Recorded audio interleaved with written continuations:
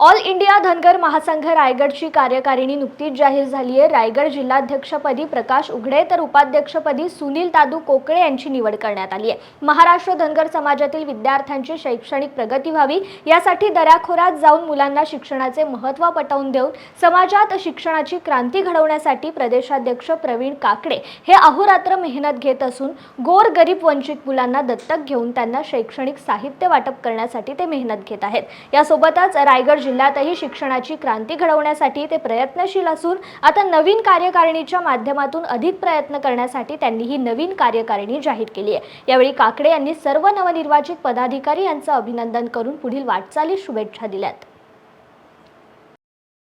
मी विद्यार्थ्यांना अशा प्रकारे किंवा समाजातल्या युवकांना असं आव्हान करू इच्छितो की समाजानं जास्तीत जास्त आपला स्वतःचा विकास करावा, स्वतः शिक्षण घ्यावं, स्वतः कुटुंबाची प्रगती करावी, स्वतः समाजाचा मग राष्ट्राचा आणि महाराष्ट्राचा विकास निश्चितच होईल। पण खऱ्या अर्थानं समाजाला एकसंघ करण्यासाठी विद्यार्थ्यांना जास्तीत जास्त शिक्षणाच्या प्रवाहात आणण्यासाठी ऑल इंडिया धनगर समाज महासंघाच्या वतीनं व अहिल्यादेवी सामाजिक व शैक्षणिक विकास ट्रस्टच्या वतीनं जेवढे का सहकार्य लागेल ते निश्चितपणानं आपण केल्याशिवाय राहणार नाही, कारण ते आमचं परम कर्तव्य आहे। कारण ज्या समाजामध्ये ज्या जातीमध्ये जन्म झाला त्या समाजाचा ऋण कधी आपल्याला विसरता येणार नाही आणि तीच खऱ्या अर्थानं मला वाटतं की समाजसेवा आहे। समाजाची सेवा केल्याशिवाय आपण स्वस्थ बसून चालणार नाही, कारण इतर समाज बांधव खूप मोठ्या प्रमाणामध्ये युवा वर्गाला आणि विद्यार्थ्यांना शिक्षणात प्रवाहात आणण्याचं काम करत असतात व तशा प्रकारे धनगर समाजामध्ये ते प्रमाण कमी आहे आणि म्हणून ऑल इंडिया धनगर समाज महासंघ आणि त्याची कार्यकारिणी सर्वतोपरी विद्यार्थ्यांना आणि त्याच्यामध्ये प्रामुख्यानं डोंगरी भागातला आणि जंगलातील राहणारा जो वर्ग आहे त्या सगळ्यांना शिक्षणाच्या मुख्य प्रवाहात आणल्याशिवाय आपण राहणार नाही।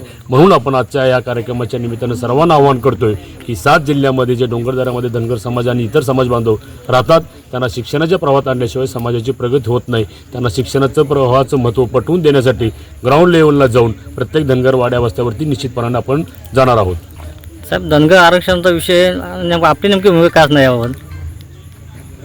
धनगर समाजाच्या आरक्षणाच्या बाबतीमध्ये माझी नेमकी भूमिका जनजागृतीचीच राहिलेली आहे। मी नेहमी धनगर समाजाच्या एसटीच्या आरक्षणाच्या बाबतीमध्ये मी धनगर समाजालाच दोष देत जाईन। धनगर समाज एकसंघपणा नसल्यामुळं, संघटित नसल्यामुळं धनगर समाजाची एसटीच्या आरक्षणाची मागणी प्रलंबित पडली। त्याच्यामध्ये धनगर समाजाचे नेते असतील किंवा अन्य नेते मंडळी असतील यांनी समाजाकडे मागं वळून बघायला पाहिजे होतं। खरं वास्तविक त्याच्याप्रमाणे तेवढी प्रगल्भपणे संसदेमध्ये आणि विधानसभेमध्ये आपली धनगर समाजाची एसटीच्या आरक्षणाची मागणी अंमलबजावणी झाली नाही।